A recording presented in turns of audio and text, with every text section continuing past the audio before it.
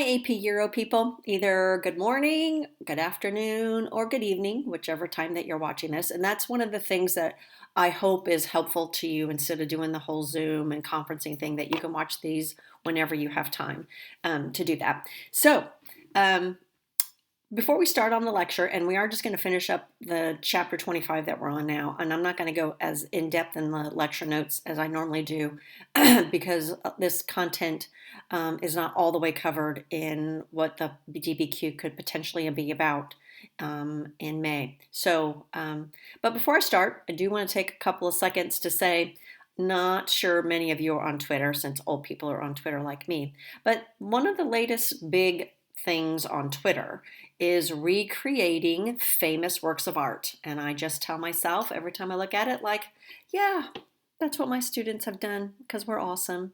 Just saying, old already done it. You guys aren't thinking of anything new.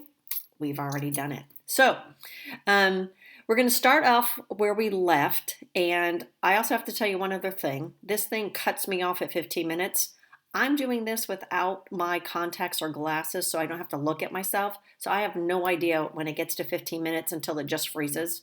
So it'll abruptly end, and then I'll pick up probably not much more after that first 15 minutes. So if you have questions, I'm going to attach to this because I'm making it an assignment that it'll show up on your Canvas. But I'll have an entry of a text box so that if you have questions, you can ask the questions there, and we can do that instead of emailing back and forth. And I think it'll be a little bit easier for me to keep track of what lecture you're asking me about.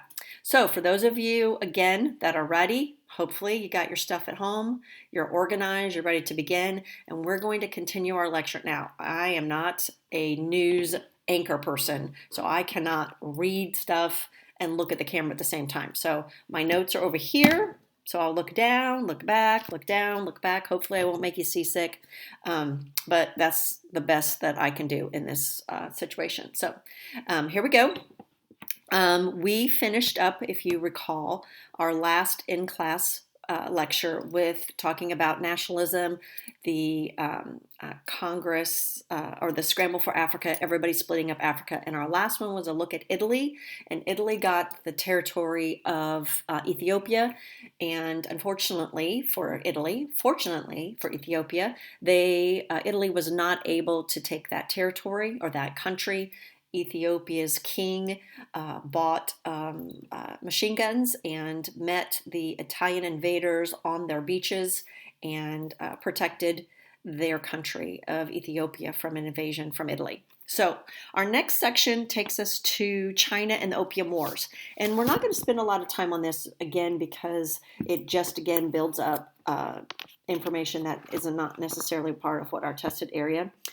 What we need to know is that Great Britain used opium again as a way to gain entry into China, and they're going to hold on to China, and they're going to keep, if you look on page 8, those spheres of influence, and those spheres of influence will be important because all countries will be represented there except the United States. They won't get there until the late 19th, early 20th century. And this is known often as carving up the melon, like looking at China like this big cantaloupe thing and everybody taking their section. So Great Britain has a section, Germany, France, Russia, Japan, and really takes over the territories of China that were important to Europeans, and that would be those trading ports. That's really all they wanted, was those trading ports. And again, those trading ports were important for trading, but also as ports of call for their navy, so that they could refuel, load up supplies, give their sailors a time off ship so they didn't go crazy and make trouble. So we are now bottom of page 8, and we're looking at India. Great Britain will also control and hold on to India. There'll be a couple of revolts going on in India at the same time, but Great Britain holds onto those.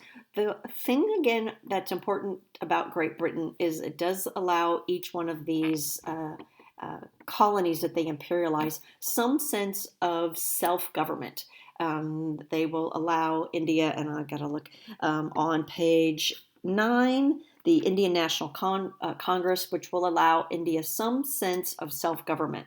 And it will be important for India when they do gain their independence after World War II, that they are able to ramp up and become a powerful country in such a short period of time. It's also the reason that the United States, after our revolution, was able to be successful in becoming a country, because Great Britain allowed us some sense of self-government. So, moral of the story, if you're going to be imperialized by a country in this time period, the country to be imperialized by, to give you the best advantage of becoming free from your imperialistic conqueror, was Great Britain, because they did allow some form of self-government. France is going to take Indochina. That's what it's called at that point. And Indochina are all those little Asian countries such as Cambodia, Vietnam, Laos, Thailand, those places. And if you look at the bottom of that page 9, you'll see those countries there. South Seas, France will take Tahiti, and Germany will have the Marshall Islands and Samoa. And after the Spanish-American War will be the first time that the United States comes into this imperialistic time period. And after the Spanish-American War, the United States will defeat Spain. And notice we haven't mentioned Spain at all in any of this imperialism time frame.